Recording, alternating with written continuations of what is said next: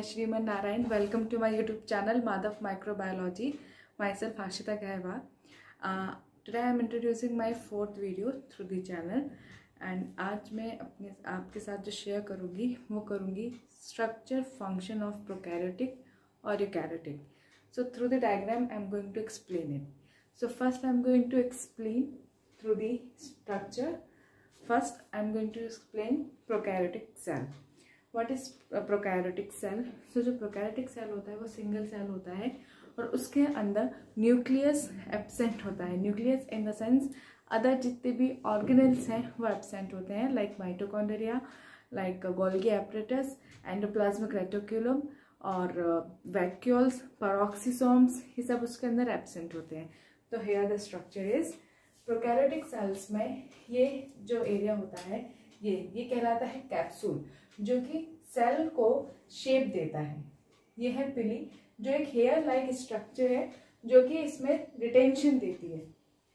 Cell wall, it is the outermost layer जो इसको मदद हेल्प करता है बाहर किसी भी बैरियर से, इसको एक तरीके से प्रोटेक्शन प्रोवाइड कराता है. Cytoplasm, it is the region where it consist of salt, enzymes and other jelly like component. Cell membrane एक वो मेम्ब्रेन है, सेल मेम्ब्रेन को हम प्लाज्मा मेम्ब्रेन भी कहते हैं. और जो प्लाज्मा मेम्ब्रेन है इसमें एक तरीके के स्किन सिस्टम मान सकते हैं कि एक तरीके की सिस्टम है यहाँ पे, जो एक तो यहाँ पे प्रोटीन एम्बेडेड रहता है. ये पूरे में प्रोटीन रहता है, इंस्ट्रिंसिक, एक्सट्रिंसिक. इन साथ में ये अलाउ करता है कि कौन सा बाहर जाएगा, कौन सा अंदर जाएगा. तो एक तरीके की गार्डिंग का भी काम करता है. अब आता है ये राइबोसोम. राइबोसोम जो है यहाँ पे हमेशा प्रोटीन सिंथेसिस होती है. राइबोसोम जो है एक साइड है प्रोटीन सिंथेसिस का. एंड प्लाज्मिड में जेनेटिक मटेरियल प्रेजेंट होता है, क्योंकि ये नॉन क्रोमोसोमल डीएनए है.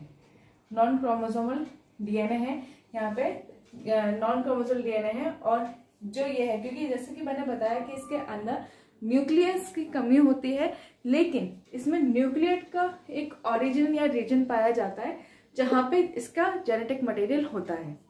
अब आता है फ्लैगला. फ्लैगला जो है एक व्हील की तरह लगता है, जैसे आप देख सकते हैं इट्स अ लॉन्ग, बट इसका जो मेन काम है वो है लोकोमोशन करने का. तो ये लोकोमेट करती है. साथ ही साथ में प्रोकैरियोटिक के एग्जाम्पल हैं आर्किया, बैक्टीरिया, और अगर आप उसको फोटोसिंथेटिक प्रोसेस में देखोगे तो उसमें आएगा साइनोबैक्टीरिया. अब इसके बाद में आता है यूकैरियोटिक सेल. यूकैरियोटिक सेल में बहुत सारे हम ऑर्गेनेल्स देखते हैं और ये सिंगल सेलुलर नहीं होता है. इसके अंदर में ब्लू ग्रीन एल्गी भी आता है और प्रोकैरियोटिक से काफी डिफर है. यूकैरियोटिक्स में बहुत सारे ऑर्गेनेल्स मिलेंगे, as you can see on the structure. Like here जो इसके अंदर है यूकैरियोटिक सेल में, अगर आप देखोगे तो इसमें बहुत सारे न्यूक्लियस हैं. Nucleus in the sense other organelles हैं, like nuclear envelope, nucleolus, chromatin, और ये क्या कहते हैं गोल्गी एपरेटस, ये सारे के सारे. तो first I am define the what is the work of vacuole. Vacuole क्या करता है? ये स्टोरेज करता है, एक्सक्रीट करता है, डाइजेस्ट करता है.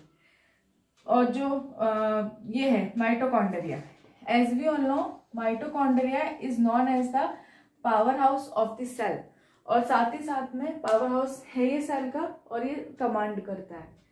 अब आता है एंडोप्लाज्मिक रेटिकुलम. तो ये जो पार्ट है ये पूरा ये एंडोप्लाज्मिक रेटिकुलम का है. एंडोप्लाज्मिक क्या होता है? ये एक तरीके से इसके ट्यूब्यूलर होते हैं सर्फेसेस के, जो डिवाइड होते हैं, और ये डिवाइड होते हैं किसमें? लेमिनार में और एक्स्ट्रा ल्यूमिनार में. उसमें डिवाइड होते हैं. ये दो तरीके के होते हैं, एक स्मूथ प्लाज्मिक रेटिकुलम और एक रफ एंडोप्लाज्मिक रेटिकुलम. इन दोनों में डिफरेंस जो है वो ये है कि जो स्मूथ प्लाज्मिक रेटिकुलम होता है इसके अंदर कोई भी राइबोसोम प्रेजेंट नहीं होता है, इसलिए जो इसका सरफेस है वो काफी स्मूथ होता है in the comparison of rough endoplasmic. तो जो रफ एंडोप्लाज्मिक होता है इसके अंदर राइबोसोम्स होते हैं इस तरीके से, जिस वजह से इनका जो सरफेस होता है वो काफी रफ होता है, तो इसलिए इसको रफ एंडोप्लाज्मिक रेटिकुलम कहते हैं. अब आता है लाइसोसोम. लाइसोसोम को सुसाइडल बैग कहा जाता है. इसको सुसाइडल बैग इसलिए कहा जाता है क्योंकि इसके अंदर हाइड्रोलिटिक एंजाइम सीक्रेट होता है. हाइड्रोलिटिक जो एंजाइम होता है, हाइड्रोलिटिक एंजाइम में जो मेन काम है वो ये है कि ये प्रोटीन, पेप्टाइड्स और न्यूक्लिक एसिड्स को और अदर चीज़ों को डाइजेस्ट कर लेते हैं, जिस वजह से वो अपने आप ही सुसाइड के तौर पे चले जाते हैं। तो इसलिए इसको सुसाइडल बैग कहा जाता है। जो इंटरमीडिएट फिलामेंट्स होते हैं ये इसमें रिटेंशन का काम करते हैं, और जो राइबोसोम से again it is only the purpose for the protein synthesis. इसमें भी प्रोटीन सिंथेसिस होती है। इसके बाद आता है क्या कहते हैं, न्यूक्लियोलस हो गया, सेल मेम्ब्रेन। सेल मेम्ब्रेन जो है एक तरीके से काम करती है सेफ गार्ड का, कि अंदर और बाहर के लिए एक कंपोनेंट को जो गार्ड की तरह उसको गार्डिंग करती है। अब आता है गोल्गी एपरेटस। गोल्गी एपरेटस क्या होता है, एक तरीके से फ्लैट हाफ डिस्क टाइप का एक सरफेस होता है, जहां पे ये मेनली जो इसको जाना जाता है वो जाना जाता है कि यहीं पे ग्लाइकोलिपिड्स एंड ग्लाइकोप्रोटीन्स का साइट सिंथेसिस होता है यहाँ पे। अब इसके बाद आता है इसमें ये जो क्रोमेटिन्स हैं, ये तो क्रोमेटिन्स क्या है, क्रोमेटिन एक तरीके से थ्रेड लाइक स्ट्रक्चर है न्यूक्लियस का, क्योंकि न्यूक्लियर एनवलप, न्यूक्लियोलस, क्रोमेटिन ये सारे के सारे पार्ट हैं न्यूक्लियस के।